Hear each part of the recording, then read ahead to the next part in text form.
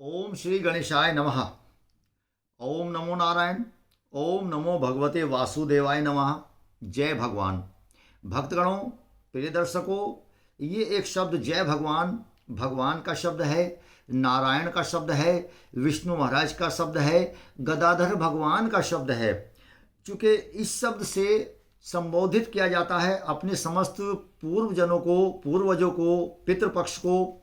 पितृपक्ष हमारा प्रसन्न होता है जय भगवान शब्द बोलने से। अगर जय भगवान शब्द हम लोग वहाँ गया जी के पंडों को, वहाँ के तीर्थ पुरोहित लोगों को हम ये शब्द संबोधित करते हैं, प्रणाम करते हैं, इस शब्द से हम जय भगवान शब्द बोलते हैं उनको, तो वो समझते हैं कि आप यहाँ की श्री गया जी की संस्कृति से आप पूर्णतः परिचित हैं। आपको वो बहुत सम्मान देंगे, बहुत मान देंगे, बहुत आदर देंगे, बहुत इज्जत देंगे, रेस्पेक्ट देंगे। तो आइए थोड़ा सा बात करते हैं, ये जय भगवान शब्द क्या है। जैसे यहाँ हम लोग संबोधन करते हैं क्या, जय श्री राम, जय सीताराम, राधे राधे, जय श्री राधे कृष्णा, ओम नमो नारायण, प्रणाम, चरण स्पर्श, राम राम जी, ये शब्द हम संबोधित करते हैं। तो वहाँ का ये जय भगवान शब्द उस परिवेश का, उस स्थान का एक ये विशेष शब्द है जिससे वहाँ के पुरोहित लोग, तीर्थ पुरोहित, पंडा लोग, वहाँ के जो ये श्राद्ध कर्म करता लोग हैं, वो लोग बड़ा प्रसन्न होते हैं और भगवान भी प्रसन्न होते हैं। नारायण प्रसन्न होते हैं, गदाधर भगवान प्रसन्न होते हैं, विष्णु भगवान प्रसन्न होंगे, पद्मनाभम प्रसन्न होंगे। इस प्रकार से हम लोगों को वहाँ पर संबोधन करना चाहिए। और पितृपक्ष में हमेशा आप जय भगवान शब्द जरूर बोलें। कुछ लोग इसको ऐसा लगेगा कि आश्चर्यचकित और जनक शब्द लगेगा, लेकिन जय भगवान शब्द ये गया जी की संस्कृति है, गया जी का प्रणाम है, गया जी का नमस्कार है। और तीर्थ जन वहाँ पर में बसे हुए हमारे जो पूर्वज लोग हैं, पितृलोक हैं, वो प्रसन्न होते हैं। आइए वार्ता करते हैं श्राद्ध और श्रद्धा की। मैं विजय गोस्वामी दशनाम भृगु यूट्यूब चैनल के माध्यम से आप लोगों को श्राद्ध कर्म की कुछ विशेषताएं बता रहा हूं। आप लोग इसको लाइक भी करें, सब्सक्राइब करें, आगे बढ़ाइए और इसको आप शेयर भी करिए।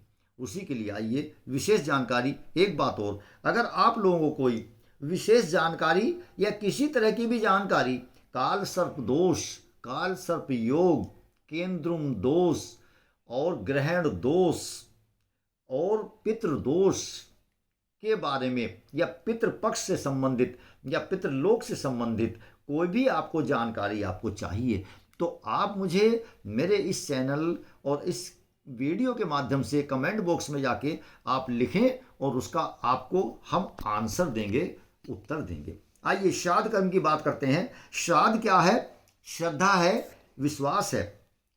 श्रद्धा विश्वास रूपणो नाभ्याम बिना न पश्यन्ते। श्रद्धा ही श्राद्ध है और विश्वास है। पितृकृपा सर्वोपरि है। श्राद्ध कर्म करने से पितृकृपा बनती है और पितृकृपा जिस मनुष्य पर हो जाए उसका सब कुछ हो जाएगा। देखिए, हमारे अंदर जो रक्त संचार होता है, हम अपने माता पिताओं से बने हैं और वो अपने माता पिताओं से, वो अपने माता पिताओं से, वो आगे अपने माता पिताओं से, इस प्रकार से हम उनके ही अंश के माध्यम से बने हुए हैं। हमारे शरीर की रचना उनके शरीर के और अंश से हुई है। इसलिए हम लोगों को पितृतर्पण, श्राद्ध कर्म, पिंडदान अपने पूर्वजों की स्मरणता में, याद में, उनकी शांति के लिए हमको बहुत ही अधिक जरूरी है। अब एक बात, दो बातें हैं विशेष कि गया जी में पिंडदान क्यों होता है, इसका अधिक लाभ क्यों है। दो प्रश्न आते हैं, गया जी में पिंडदान क्यों किया जाता है और ब्राह्मण को श्राद्ध पक्ष में, पितृपक्ष में भोजन क्यों कराया जाता है। किसी और को भी करा सकते हैं, आप कराइए, जिसको भी कराइए, गरीब हों, किसी प्रकार के भी, अबला हों, निर्बल हों, उन लोगों को भोजन करा सकते हैं। परंतु ब्राह्मण को भोजन कराने का इसका क्या तात्पर्य है, उसका एक अलग नियम है। आइए वार्ता करते हैं। पितृ कृपा के लिए गया जी में ही श्राद्ध कर्म और पितृ जो तर्पण होता है और श्राद्ध कर्म होता है या पिंडदान होता है, वो क्यों जरूरी है। देखिए, गया जी में एक मंदिर है, उसका नाम है विष्णुपद। विष्णु भगवान जी का एक पैर है वहाँ पर, नारायण का, गदाधर भगवान का एक पग है, एक पर है, पैर है वहाँ पर, एक पद का चिन्ह है, एक पद है, और वो पत्थर है, एक शिला है। उसके नीचे में गयासुर राक्षस है का निवास है, अर्थात गयासुर राक्षस के ऊपर में विष्णु भगवान जी ने अपना पैर रखा हुआ है, उसके नीचे में वो उसका वास है। जो लोग पिंडदान करते हैं गया जी में, पिंडदान जौ के आटे में बनाकर उसमें काला तिल लगाकर जल के माध्यम से और फल्गु नदी के जल से जो लोग बनाते हैं, और उसके बाद में वो पिंडदान वहाँ रखा जाता है विष्णुपद मंदिर में। तो विष्णुपद मंदिर में गयासुर राक्षस उसको भक्षण करते हैं, उनकी भूख मिटती है, वो उसको खाते हैं। जब वो खाएंगे तो गयासुर राक्षस प्रसन्न होता है, और उसका जो है लाभ उस अमुक व्यक्ति को मिलता है जो पिंडदान कर रहा है।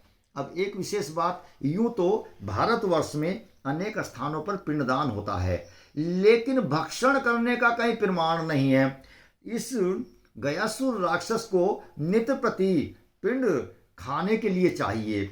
उसका ऐसा उस समय का एक उसने वायदा कराया समस्त लोक के जितने भी देवी देवता हैं सबसे, कि मुझको पिंडदान डेली चाहिए। मुझको जो लोग पिंड करें, दान करें, चाहे वहाँ के ब्राह्मण करें, चाहे तीर्थ पुरोहित करें, या वहाँ के याज्ञकर्ता करें, या मंदिर के पुजारी लोग करें, अगर कोई यात्री नहीं आता तो नित्यपति मुझको पिंड चाहिए, या अगर नहीं होगा तो मैं नीचे से निकल जाऊंगा, इसलिए, और वहाँ पर उथल पुथल संसार में मचा दूंगा। इसलिए पिंडदान वहाँ श्राद्ध कर्म में, अमावस्या में, या प्रत्येक 16 दिन तो होता ही है, बहुत प्रमुख है। लेकिन साल के 12 महीने किसी भी दिन में वहां पर होता है, क्योंकि जो ये गयासुर राक्षस है उसको पिंडदान चाहिए ही चाहिए भक्षण करने के लिए। आइए दूसरी बात करते हैं विशेष, क्या कि अब इसके बाद में तर्पण कार्य है। गया जी में जो फल्गु नदी है उसके जल से हम लोगों को वहाँ तर्पण करना चाहिए, उससे हमारे समस्त पितृगण प्रसन्न होते हैं। अच्छा, इस समय में हमारे जितने भी पितृगण हैं वो सूर्य लोक में निवास करते हैं, और सूर्य लोक पृथ्वी के करीब होता है, समीप होता है, निकट में होता है, इसलिए गर्मी ज़्यादा होती है, ताप ज़्यादा पड़ता है। और जल जो है नारायण को इसलिए दिया जाता है, देखिए सूर्य को जल हर कोई मनुष्य देता है, सूर्य को जल इसलिए 2 लोटे दिया जाता है ताकि हमारे जितने भी पितृपक्ष हैं, पितृलोक है, उनको जल पहुंचे और शांति मिले। उनको शांति होगी तो हम पर कृपा की दृष्टि होगी। अब एक विशेष बात और, क्या कि पिंडदान के अतिरिक्त जो हमने आपको बताया कि ये सबसे पहला जो पिंडदान है, देखिए गाय को भी वहाँ पिंडदान खिलाया जाता है और पिंड खिलाया जाता है, और विशेष जो है विष्णुपद मंदिर में गयासुर के लिए दिया जाता है।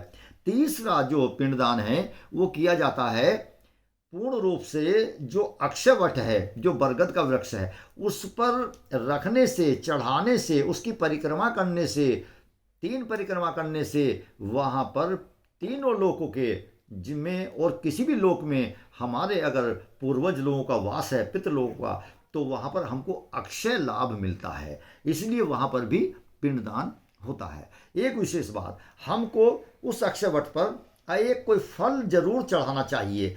फल चढ़ाने से हमको अक्षय फल की प्राप्ति होती है, और इसके अलावा जीवन में एक फल को हमको जीवन में छोड़ना है, जिस कारण से हमको पूर्णता लाभ मिलता है। आइए विशेष बात, अब एक उपाय आपको बताएं। जो चतुर्दशी आ रही है, अमावस्या से एक दिन पहले, उसमें रात को तिल के तेल का बड़ा दीपक सायकाल सूर्यास्त के समय से सुबह अगले दिन अमावस्या के दिन तक आपको प्रज्वलित करना है। घर में दक्षिण दिशा को मुख हो और एक बत्ती उसके दक्षिण दिशा को हो, सुबह को वो पूर्ण हो जाए और उसको कहीं आप डाल दीजिए।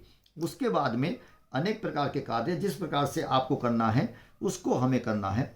और एक चीज़ विशेष बात, जो हमारे अकाल मृत्यु को प्राप्त किए हुए पूर्वज होते हैं, पितृपक्ष में पूर्वज होते हैं, अकाल मृत्यु से, ऐसे कोई रेलगाड़ी से, किसी मशीन से, गोली से, हथियार से, और किसी विष पान करने से, और अपनी हत्या स्वयं करने से, फांसी लगाने से, ऊपर से गिरने से, जल में डूबने से, अनेक प्रकार से। उनका वहाँ एक कूप है, कूप में पिंडदान को डाला जाता है, वो उसको लेते हैं। या एक विशेष अगर समय हो तो वहीं पर एक प्रेत तालाब है और प्रेत शिला है, उस पर ये पिंडदान करने से उन लोगों का जो अकाल मृत्यु को प्राप्त हुए हैं उनको पूर्ण शांति मिलती है और प्रेत योनि से उनका निस्तारण होता है।